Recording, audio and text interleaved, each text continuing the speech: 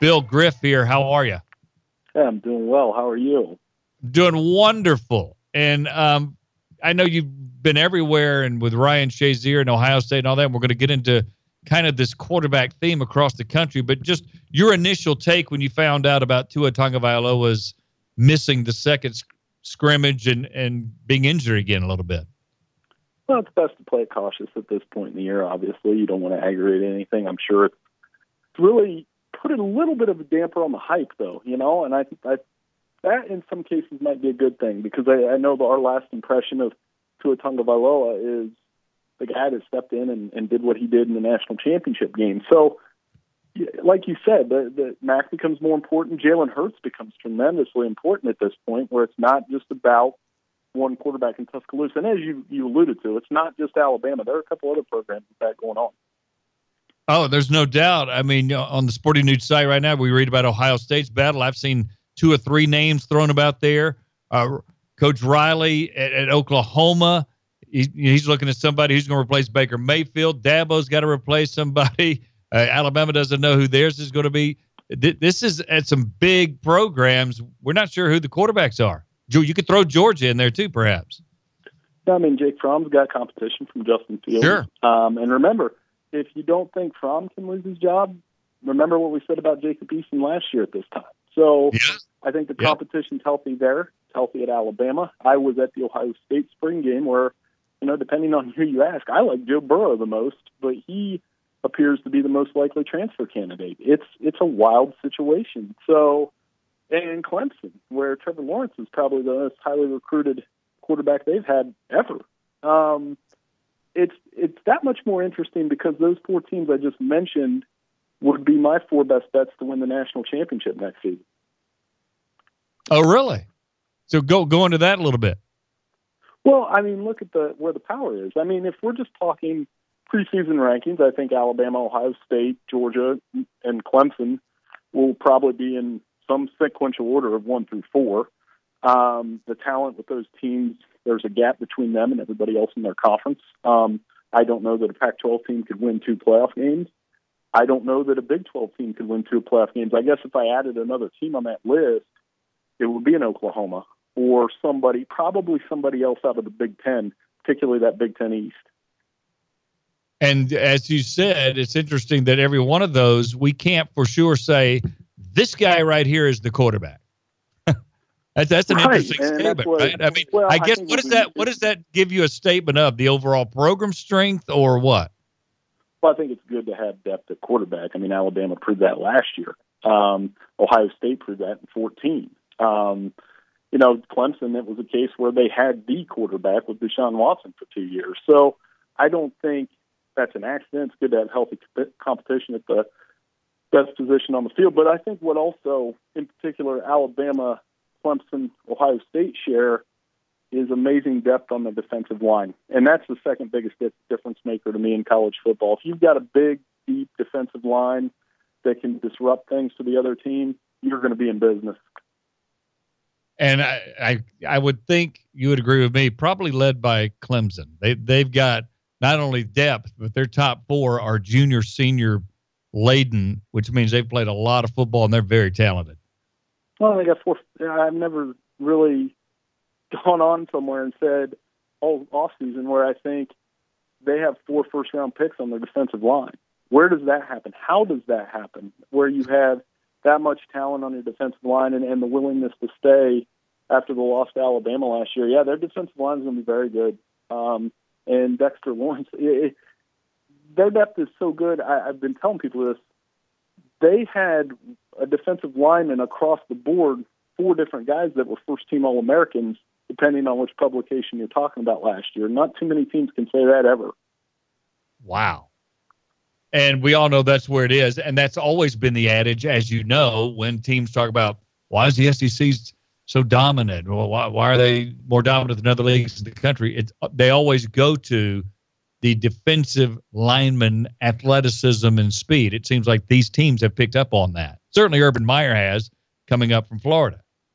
Well, yeah, and Ohio State's got Nick Bosa, who looks a lot like his brother Joey, and they've got another one behind him named Chase Young that I think if you haven't heard his name, You're going to hear about him soon. They've been able to develop defensive ends. I would take it up to Michigan, too, where, they need a quarterback. Everybody knows that. But on the defensive side, I mean, when you got Rashawn Gary and Chase Winovich and Brian Moan getting after the passer like they do, I mean, Winovich and Gary are first-round material now, and that's their two starting defensive ends. I think the key will be the depth in the quarterback for the Wolverines. Let's focus on the SEC a little bit. When you look at the transition here, we got Dan Mullen just switching addresses, but it's still a new school and program. He's been in the league. Here comes Jimbo Fisher. Here comes Jeremy Pruitt, who was in the league, but now a head coach for the first time. All the things going on with the transitions here. Joe Moorhead comes from Penn State. What do you see here from the SEC coming up? Well, I think it's an interesting year when we get down to Atlanta for media days. That'll be new. And when you're breaking in 6 new coaches, you wonder which team can establish their identity the fastest. I would bet on Florida a little bit with Dan Mullen because of his knowledge of the SEC, because of the way he works with quarterbacks. Bringing in Emory Jones is good. And, they've had talent on the defensive side of the ball. One of the more interesting early season games, if they're both undefeated, will be Dan Mullen going down to Starkville there in late September. I mean, imagine that. Because I think Joe Moorhead's going to do a good job with Mississippi State as well. Yeah, well, why do you think that about Joe? Well, just knowing what do you being see? up here in Big Ten country, his play calling, the way they executed on the offensive side of the ball, it's very ingenuity, the inventiveness of his offense. The thing I would worry about with him is recruiting, that he's going to have to be able to recruit down there. But in terms of an offensive system paired with a dynamic quarterback like Nick Fitzgerald, I think they're going to be fun to watch. Plus, that's a team that they haven't finished the job, but they've had some really interesting games with Alabama the last few years. And this is great timing with Ole Miss's troubles and you coming in, and the next 2 years, the state of Mississippi putting out incredible recruits, more so than they normally do. That could be fortuitous for them too, right? Yeah, they have talent too on the offensive side, and they've had some defensive guys come through there. And, I think they've got a home field advantage. Now it's on them. I mean, like everybody else in the SEC West is trying to solve how to beat Nick Saban. And other than Gus Malzahn a couple times, it really hasn't happened for these coaches. So I think that'll be something to watch in the SEC East with Georgia's out to a head start. I think a good sleeper team, if you like that kind of thing, could be South Carolina with Will Muschamp. They're in their year 3. They've got a good quarterback. They've got some talent, and I think they can build off of, what was an impressive win against Michigan in the Outback Bowl. Bill Bender, our guest for a couple of minutes here, Sporting News, talking college football. He looks at it from a national perspective. When you look at Nick Saban's staff and what he did, obviously they're all younger and really strong recruiters. Just give me your take on when you look at how he filled the staff and this year of transition for him. I think it's kind of reinvigorated him, to be honest with you. Sure. He knows how to coach. Gil Brandt told me this over the offseason. One of the common traits between Bill Belichick and Nick Saban is their ability to spot coaches early and spot a guy. I mean, after all, Saban worked for Belichick and, some of those other coaches on that tree. And then if you look at the tree there, I think some of these guys, Pry will be interesting. Loxley at the offensive coordinator, I kind of like it. You get to change a defensive coordinator. But what's allowed that to happen is the talent. I think the most exciting thing about Alabama over the next 2 to 3 years will be that relationship with Tua and a bunch of young offensive playmakers that really, had their coming out party in the biggest stage possible. So I think it's going to bring out the best in Nick Saban, and despite the press conferences where he kind of yells a little bit, I think he's going to have a lot of fun over the next few years. I think so too. I think it's really given him. He always talks about the process and not being complacent. This year's a new year. I think he's kind of done that to himself. Let's be honest. He has to battle everything he preaches every day as well. Yeah, absolutely. And you don't want to play. There is a certain burden to being that good, and they've been that good for that long on 18 to 22-year-old kids. So you have to find ways to, take the pressure off. I mean, Alabama's one of those few places. I would say Ohio State might be the only other one right now where one loss is the end of the world. But in this new environment, one loss isn't the end of the world. Right. In fact, as Alabama found out last year, as you know, losing to Auburn isn't always the end of the world sometimes. Yeah, even losing late. I think if anything, these playoffs and different things have meant if you lose late, you're still okay, possibly. Depending on how it all plays out. Well, I would say don't lose two, and that's been the lasting lesson of the last 4 years. Is you can lose once, like golf. I mean, I'm not very good at golf, but I always take a mulligan. And if you don't get two mulligans, you gotta make sure you go 11-1, put yourself to be in position to be in the college football playoff when December rolls around. Before you go, the new kickoff rule, Nick threw out a scenario of why didn't we just move the ball to the 40 like we used to have in days gone by, then do what we did. I thought he had a pretty valid point. What's your take on the new rules where you can fair catch inside the 25?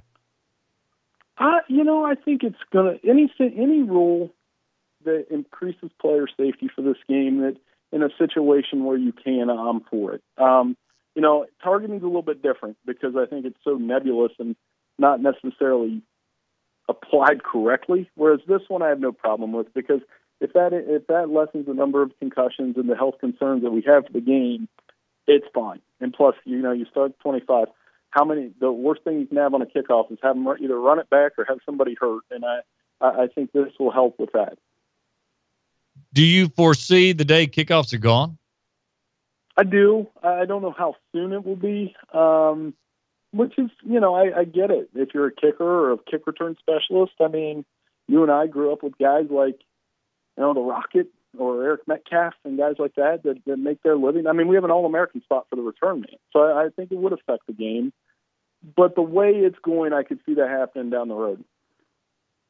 All right, finally, before you go, it was talked about, and you're probably aware of it, but just in case you aren't, that perhaps SEC Commissioner Greg Sankey kind of blocked Alabama hiring Hugh Freeze as an offensive consultant. We know what happened. They went and got Coach Jones from Tennessee. So just your take on that. Was it too early? Is it too early for Freeze to get back in it?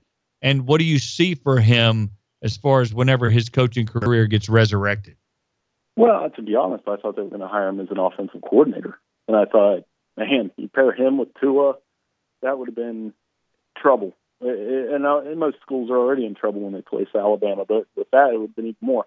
I hope he's able to get back in the career and do it the right way and, rehab his image. I know what happened there is it's one of those cases, like so many, where it felt good to win at Ole Miss, and they cut some corners to do it. So I hope Hugh Freeze will get it and back into it. And as Butch Jones is going to find out, Lane Kiffin and Steve Sarkisian, if any coach can rehab your image being around him for a little bit, it's Nick Saban. That's been proven.